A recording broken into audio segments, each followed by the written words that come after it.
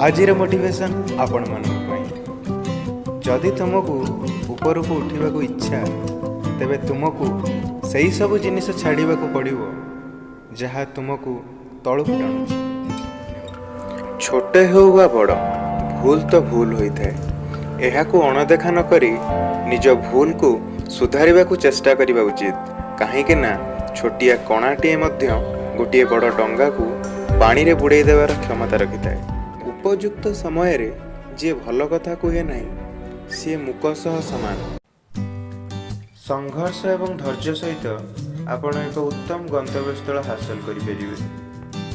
कर्म जेमिति हो ना कहीं जेबे जाए तुम्हें तुम कर्म को सम्मान करना सेबे जाए तुम्हें जीवन रे सफलता पाई परिबो नहीं। जे पर्यंत जीवन अच्छी से पर्यंत समस्या आसीबो।